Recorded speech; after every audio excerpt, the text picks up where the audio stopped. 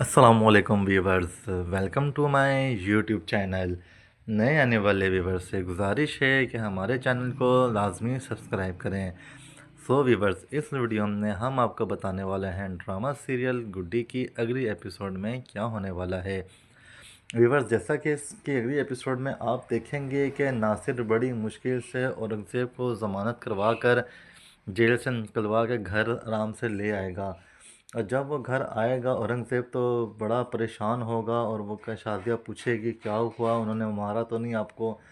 वो बताएगा कि उन्होंने मारा तो मुझे बहुत ज़्यादा है, मगर मैं परेशान इसलिए हूँ कि अब गुड्डी का मिलना बहुत ज़्यादा ज़रूरी है, क्योंकि अगरचे गुड्डी नहीं मिलती तो पुलिस वाले ने मेरे पे कत्ल का मुकदमा काट देना है और वो हम सबको उसने जेल में भेज देना है।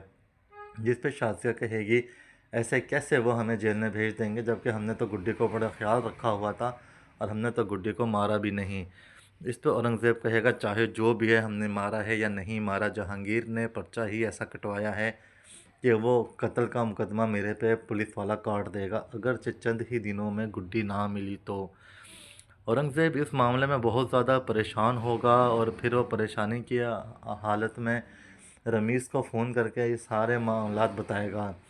जब ये सारे मामलात रमीज़ को पता लगेंगे तो रमीज़ को भी यकीन आने लग जाएगा कि वाकई में गुड्डी घर से भाग गई है। जिस पे रमीज़ की और औरंगज़ेब की बहुत ज़्यादा लड़ाई होगी कि तुम एक छोटी सी बच्ची का ख्याल किसी सूरत भी नहीं रख पाए, तुम्हें हर सूरत उसके साथ होना चाहिए था। अब जबकि हम बड़ी मुश्किल से अपने मकसद में कामयाब हो गए हैं तो तुमने ये क्या मसला हमारे लिए नया खड़ा कर दिया है। और जब तक मैं अब रिकवर नहीं हो जाता, सेहतयाब नहीं हो जाता, मैं कतई तुम्हारी कोई भी किसी भी तरह से मदद नहीं कर सकता। अब जो कुछ करना है तुम्हें खुद ही करना है और बहुत ही जल्दी और बड़े ही एहतियात से करना है। याद रहे कि अगर जो उसकी जाली वसीयत बन चुकी है तो मगर अभी जब तक गुड्डी हमें नहीं मिल जाती तो तब तक हम कुछ भी नहीं कर सकते उसके, वो हमारे लिए वसीयत किसी काम की भी नहीं है।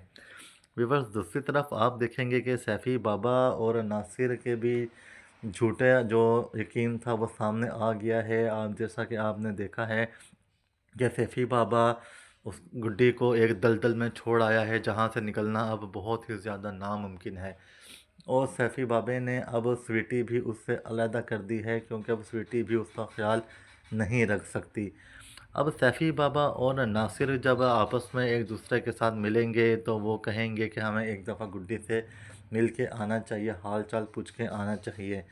इतने में वो स्वीटी देगा नासिर को कि ये देखो ये स्वीटी है उसकी और ये एक जादुई गुड़िया है और अब हम इसे मार्केट में बेच के या इससे हम काफ़ी ज़्यादा अपना काम निकलवा के बहुत ज़्यादा अमीर हो सकते हैं। जिस पर नासिर कहेगा कि ये तो झूठी वसीयत बनवाने से भी ज़्यादा आसान काम है। इस पे वो कहेगा कि मैं एक बाबे को जानता हूँ जो इस तरह के अमल में बहुत ज़्यादा एक्सपर्ट है और हम क्यों ना उसके पास चलें, और ये जादुई गुड़िया वो लेके हमें बहुत ही ज़्यादा मुआवजा देने वो दे देगा और मैंने उससे बात कर ली है।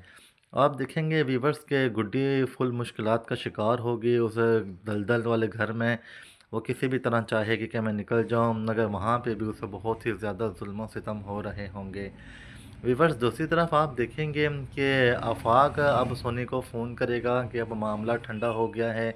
अगरचे पुलिस केस हो चुका था मगर पुलिस को तो हमारी तरफ से कुछ भी नहीं मिला, ना ही कोई सबूत, तो क्यों ना अब मैं अपने शहर और अपने घर वापस आ जाऊं।